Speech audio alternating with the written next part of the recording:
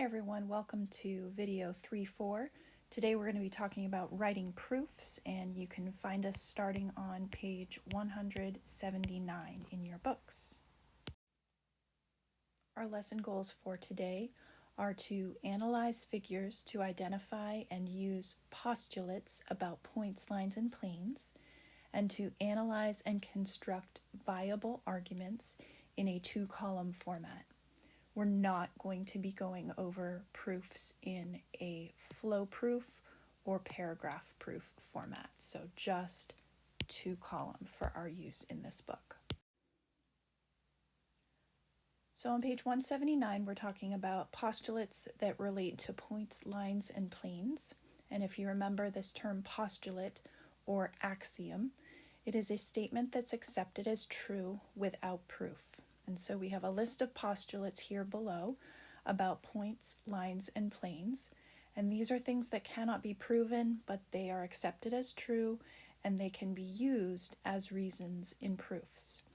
This list that you see here, 3.1 through 3.7, this list of postulates will be provided for you on assessments. So 3.1 says through any 2 points, there is exactly one line. 3.2, through any 3 non-collinear points, there is exactly one plane. 3.3, a line contains at least 2 points. 3.4, a plane contains at least 3 non-collinear points. 3.5, if 2 points lie in a plane, then the entire line containing those points lies in that plane. 3.6, if 2 lines intersect, then their intersection is exactly 1 point. And 3.7, if 2 planes intersect, then their intersection is a line.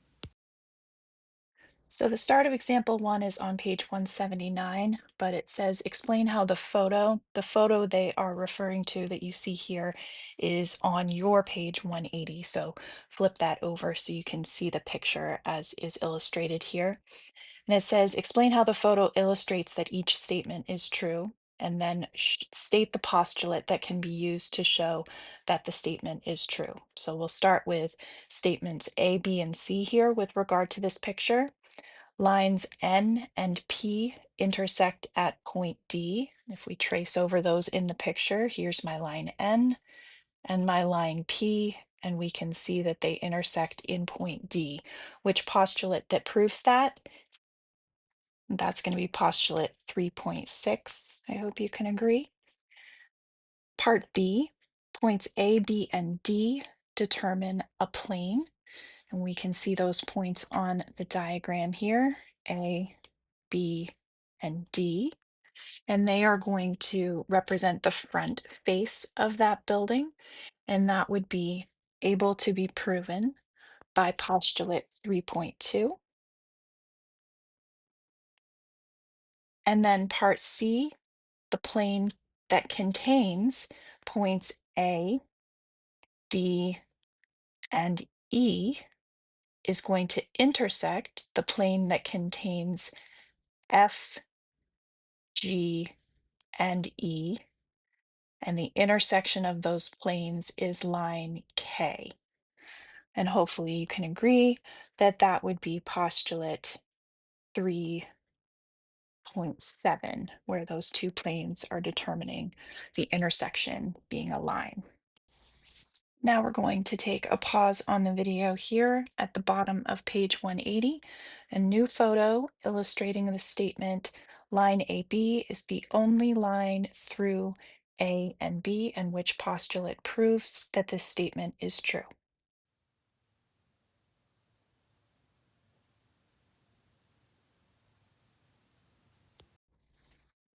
In example 2, we're going to use postulates to determine whether each of these statements is always, sometimes, or never true, and then justify our arguments. Our first statement is that the intersection of 3 planes is a line. This is sometimes true.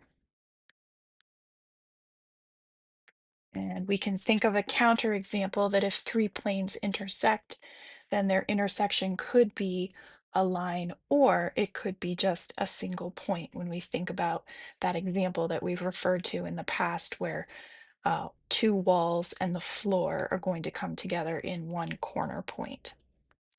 Part B, the line R contains only point P. Well, we know that that's never true because we can't have a line unless we have 2 points by postulate 3.3, um, and filling in the blank there, there's the two. Part C, through points H and K, there is exactly one line. This is 2 points that determine a line, so that is always true. And that's postulate 3.1 that states that through any 2 points, there's exactly one line. Take a pause on the video and see if you can use postulates to determine whether this statement is always, sometimes, or never true, and then justify your argument.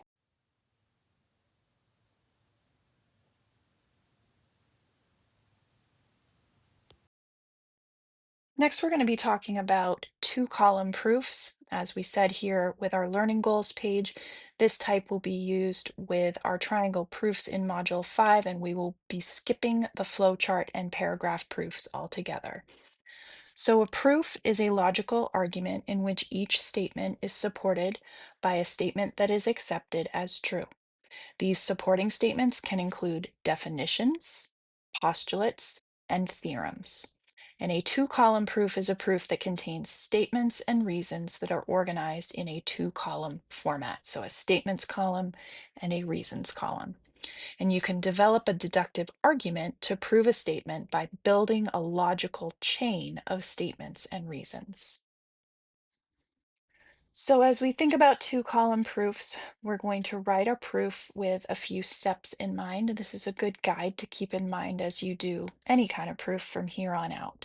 So step one is always to list the given information, draw a diagram if one is not provided for you. Step two, to create a deductive argument that links that given information to the statement that you are proving. And to step three, to justify each one of those statements with a reason. Reasons, as we said, can include definitions, postulates, theorems, and also algebraic properties. And then finally, at the end of our two-column proof, you state what it is that you have proven. So the top of page 182, in example 3, we're looking at completing this two-column proof by selecting the correct statements and reasons. And those statements and reasons are there for you in the left-hand sidebar. So we are given that Q is the midpoint of segment PR. What we're asked to prove is that segment PQ is congruent to segment QR. So here we've organized our given information, and notice that is the first row of our two-column proof. We're told that Q is the midpoint of PR, and that should have a segment bar over it as it does in your book. Sorry about that. And the reason for the given statement is simply that it's given. Statement 2, once we know that something is the midpoint, the definition of the midpoint says that the measure of the segment on one side of the midpoint is equal to the measure of the segment on the other side of the midpoint. And this is having to do with measures, so you'll notice there are no segment bars over the top. We're not naming it yet. And as you can see, the definition of midpoint should be what you're filling in that reason column. And so we can check that off in the sidebar. The next statement that we need to make is what follows once we know that the measures on either side of the midpoint are equal is that the segment PQ is congruent to segment QR. And that's just simply by the definition of congruence. So that uses up our three choices there, the top three choices in the sidebar. Now, once a conjecture has been proven true, It can be used as a reason in other proofs. So the conjecture we just proved above is known as the midpoint theorem. So if we kind of think about what we can join here from now on, we can go from if we know this statement number one, then we can conclude all the way to statement three. So if a point Q here is a midpoint, if you're told that in the given information, then the segments on either side, and actually we should go back a little bit and say a midpoint of a specific segment, which we said was PR, then PQ is congruent to QR. So we're kind of skipping over the part about the definition of midpoint, and now this is going to be used as the midpoint theorem from here on out. And here is that midpoint theorem now, theorem 3.1, that if M is the midpoint of segment AB, then segment AM is congruent to MB. So we're going to take a pause on the video here and see whether you can fill in this check of two-column proof with the sidebar choices that you see here on page 182 in the left sidebar.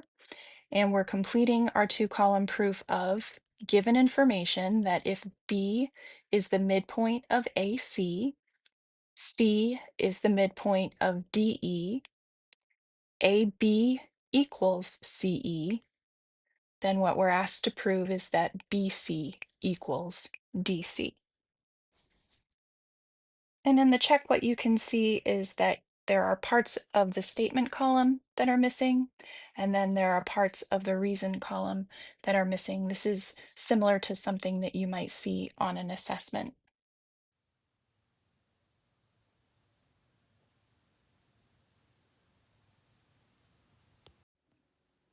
Okay, everyone, this is the part of the video where you really want to check back on the answers to those checks that were assigned to you as you were watching. In our check for example 1, hopefully you can agree that it's postulate 3.1 that says through any 2 points.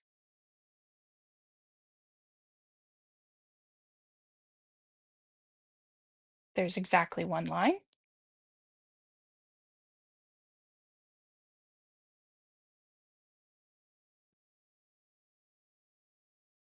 And of course, the photo, the image that we were asked about here, we're asked whether AB is the only line through points A and B. And points A and B is 2 points, and so there's exactly one line through them. Now we're trying to conclude whether the statement here for the check after example 2 is always, sometimes, or never true, and to justify our argument. So it says two intersecting lines determine a plane. So let's go ahead and draw an example of two intersecting lines, and we'll give them some points, A and B, and they intersect at point C, and then line DE. So when I have my line AB and line DE intersect, they are going to intersect in point C, and E is non-collinear with line AB. Illustrate that. Line AB here, E is not on that line. And so by postulate 3.2,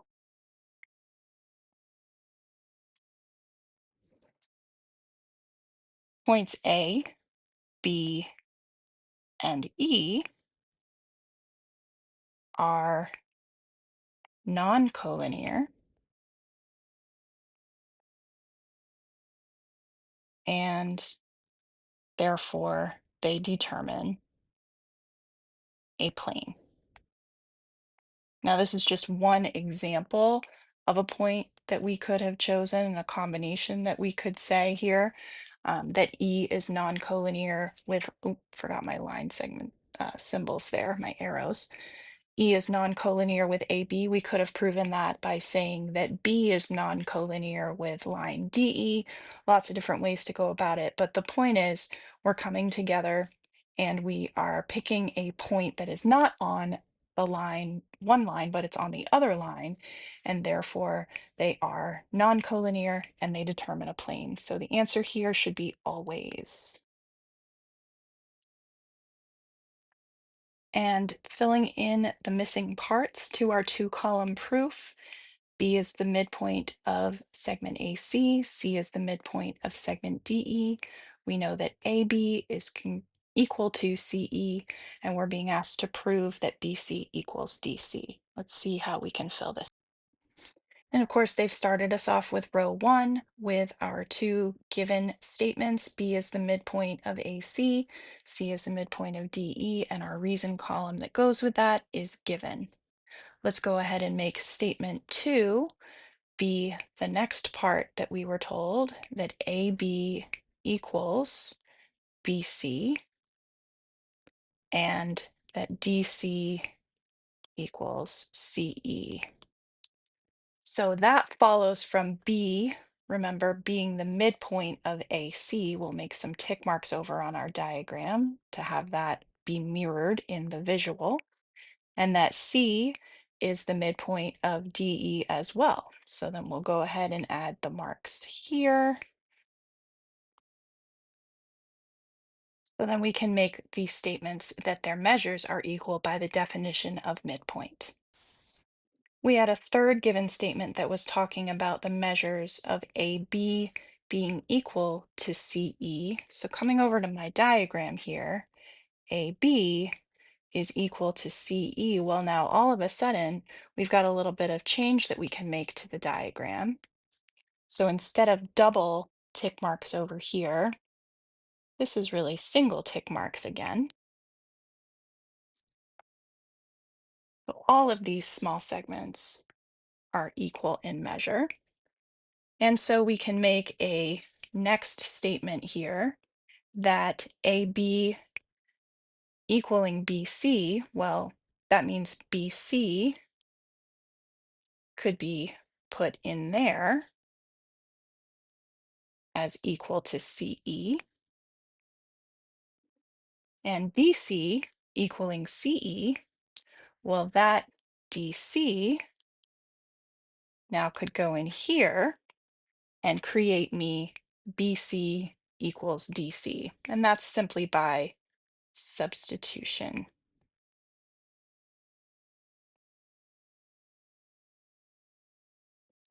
And so we can get from the beginning statement to the ending statement in that way. Proofs is something that's going to take some practice. It's important to think about slowing down your thinking and just really trying to link one statement to the next logically. We'll see you in the practice.